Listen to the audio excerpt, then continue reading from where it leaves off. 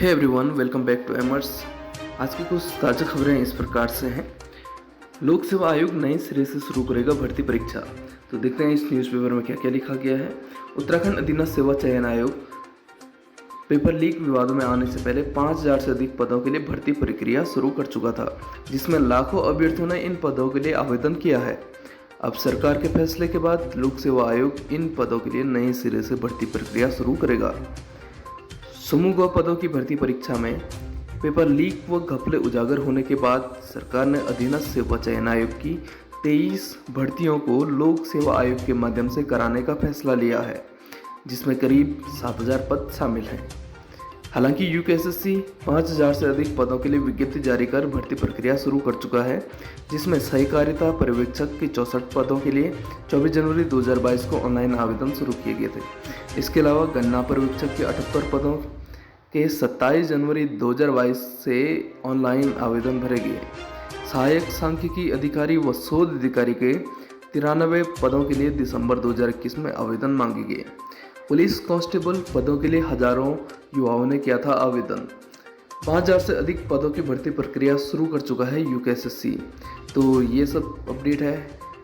रद्द परीक्षाओं की जांच होगी। मुख्यमंत्री पुष्कर सिंह धामी ने कहा कि उत्तराखंड अधीनस्थ सेवा चयन आयोग बनने के बाद से एक ही कंपनी काम कर रही थी, इसलिए जिन भर्ती परीक्षाओं के अभी रिजल्ट नहीं निकले हैं उनको रद्द किया गया है। उन्होंने कहा कि सरकार इन भर्तियों की जांच करवाएगी। शुक्रवार को कैबिनेट ने यूकेएसएससी की ओर से करवाई गई वाहन अनुदेशक कौशल विकास, मत्स्य निरीक्षक, मुख्य आरक्षी पुलिस, दूरसंचार और पुलिस रैंकर्स की भर्ती को रद्द करने का फैसला लिया है।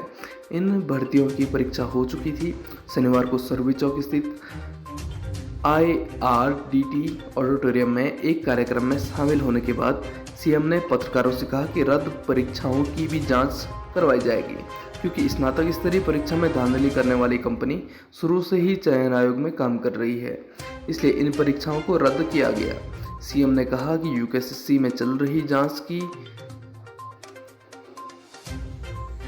चल रही है, युवाओं को लंबा इंतजार करना पड़ेगा, इसलिए समूह ग की परीक्षा को लोक सेवा आयोग से करवाने का फैसला लिया है। बहुत जल्द सभी भर्ती परीक्षाओं का कैलेंडर भी जारी कर दिया जाएगा। युवाओं के साथ नहीं होगा धोखा। भर्ती कैलेंडर जल्द होगा जारी। मुख्यमंत्री पुष्कर सिंह धामी ने कहा कि युवाओं को निराश होने की जरूरत नहीं है।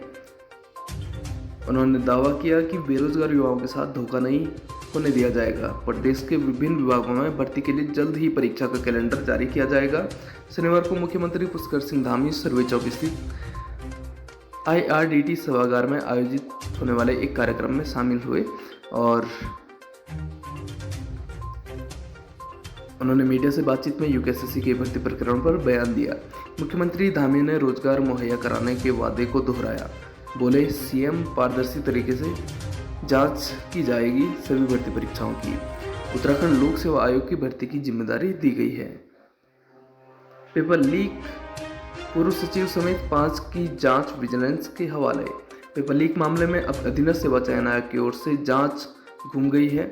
शासन ने आयोग के पूर्व सचिव संतोष बडोनी, पूर्व परीक्षा नियंत्रक नारायण सिंह डांगी और 3 अनुभाग अफसरों के खिलाफ विजिलेंस जांच के आदेश दिए हैं। 22 जुलाई को स्नातक स्तरीय परीक्षा में पेपर लीक मामले में केस दर्ज किया गया था। अब तक 37 गिरफ्तारियां हो चुकी हैं। इनमें आयोग के पूर्व और वर्तमान अफसरों की भूमिका की तरफ शक जाता है, लेकिन एसटीएफ को साक्ष्य नहीं मिल पा रहे हैं। ऐसे में पिछले दिनों पुलिस मुख्यालय ने आयोग के अफसरों के खिलाफ विजिलेंस जांच की सिफारिश के लिए शासन को पत्र लिखा है। इस क्रम में शनिवार को आदेश हो गए हैं।